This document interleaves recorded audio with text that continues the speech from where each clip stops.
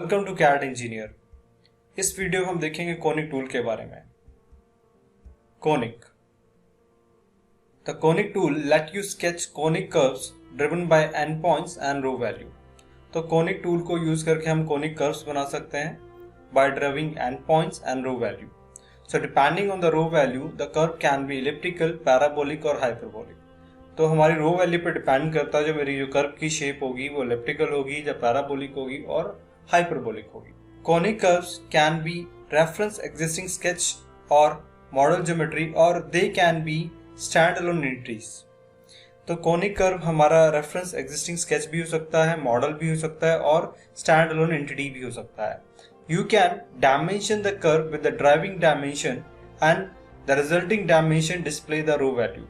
तो हम इसको ड्राइविंग डायमेंशन के साथ में डिस्प्ले कर सकते हैं, डायमेंशन कर सकते हैं और जो वैल्यू डिस्प्ले होगी उस वैल्यू को हम रो वैल्यू बोलते हैं। The conic entity also include a value for the radius of curvature. So जो हमारी कोनिक की जो वैल्यू होती है वो रेडियस ऑफ कर्वेचर को भी शो करती है। तो इस तरीके से कुछ हम ड्रॉ कर सकते हैं कोनिक्स को।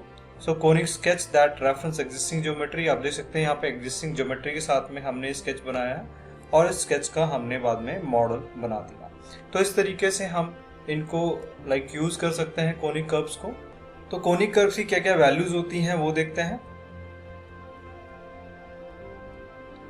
रेंजेस ऑफ रो वैल्यूज 0.5 अगर मेरी वैल्यू होती है तो ये पैराबोलिक शेप हमें देता है। अगर वैल्यू मेरी लेस देन 0.5 होगी तो ये हमें इलिप्टिकल शेप देगा और मेरी वैल्यू अगर आती है ग्रेटर देन 0.5 तो ये हमें हाइपरबोलिक शेप देता है। इस तरीके से Access the toolbar by clicking conic on the sketch toolbar or go to menu tools sketch entities conic। तो इसको हम डायरेक्टली टूलबार से भी ले सकते हैं या फिर मेन्यूज में वहां से भी इसको हम ले सकते हैं। तो देखते हैं सॉफ्टवेयर पे कैसे कोनिक आर्क को यूज कर सकते हैं। कोनिक टूल लेने के लिए हम यहाँ पे स्केच टैब में आएंगे और यहाँ पे हमारे पास फ्लाई आउट है, इसको ओपन करेंगे। यहाँ पे हमारे पास कोनिक टूल है, ये हमारे पास फर्स्ट ऑप्शन जहां से हम इसको ले सकते हैं। सेकंड ऑप्शन टूल्स में आएंगे, स्केच एंटिटीज पे जाएंगे और यहां से इस कोनिक आर्क को ले लेंगे। तो मैंने यहां से इसको चूज किया कोनिक। तो अब इसको बनाने के लिए हमें 4 पॉइंट्स डिफाइन करने पड़ते हैं स्क्रीन पे। जैसे कि मैंने इसको डिफाइन किया, फर्स्ट पॉइंट ये है मेरा, सेकेंड पॉइंट ये है। तो इससे मैंने इसकी लेंथ डिफाइन की, देन मुझे इसका फोकस डिफाइन करना है। नेक्स्ट मुझे रो वैल्यू कितना लेना है वो रो वैल्यू के अकॉर्डिंग मुझे क्लिक करना है जो शेप मुझे अचीव करनी है। तो इस तरीके से हम कोनिक आर्क को ड्रॉ कर सकते हैं।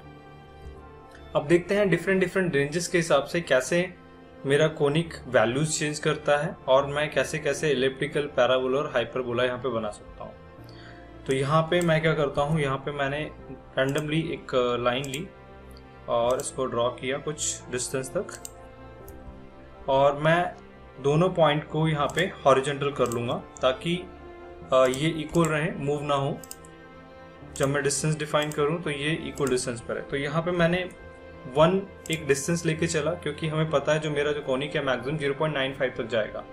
तो मैंने मैक्सिमम 1 लेंथ यहाँ पे ली है जिसके बीच में मैं इसको डिफाइन करके दिखा सकता हूँ कि कैसे मेरा कोनिक शेप वेरी होगा।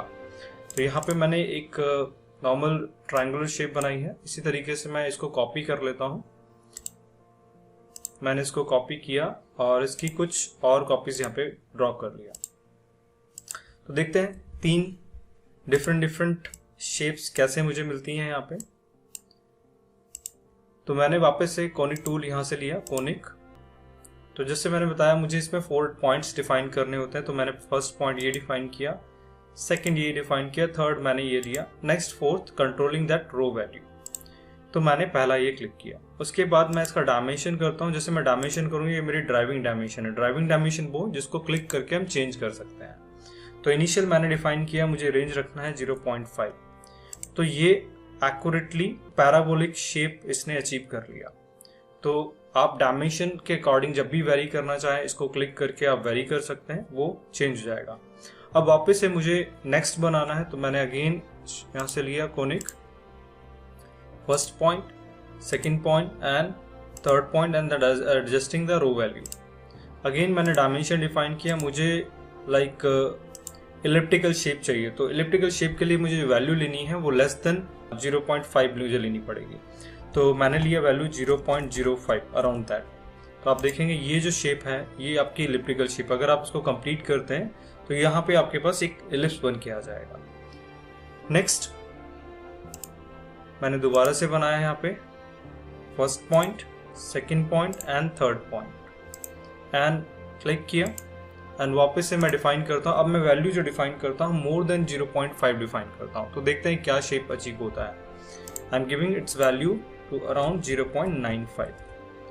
तो ये आप देखेंगे हाइपरबोलिक शेप अचीव हुआ। अगर मैं 0.75 देता हूँ या फिर 0.95 देता हूँ तो ये exact move to hyperbolic shape ये अचीव करता है। So it's all depend on कि रो वैल्यू मेरी क्या है, उसके अकॉर्डिंग जो मेरा जो कोनिक कर्व है, कोनिक टूल है, वो अपनी शेप को अचीव करता है। तो बस हमें इतना ही याद रखना है, अगर मेरा रेंज इक्वल्स टू 0.5 है इट विल गिव पैराबोला, और अगर मेरी वैल्यू लेस देन 0.5 है it's give me elliptical shape, और वैल्यू अगर मेरी 0.5 से ज़्यादा जाती है तो ये हाइपरबोलिक शेप अचीव करता है। तो आपने मैक्सिमम इस तरह की शेप टॉयज वगैरह में देखी होगी, वहाँ पे हमें इन सारी शेप्स की, ऐसी शेप्स की जरूरत पड़ती है। और अकॉर्डिंग टू डिफरेंट इंडस्ट्री, उनकी रिक्वायरमेंट के अकॉर्डिंग हमें अलग अलग शेप्स बनानी होती हैं। तो उस समय हम कोनिक आर्क का यूज ले सकते हैं इस शेप्स को अचीव करने के लिए। तो ये था हमारा conic tool. Thank you for watching this video.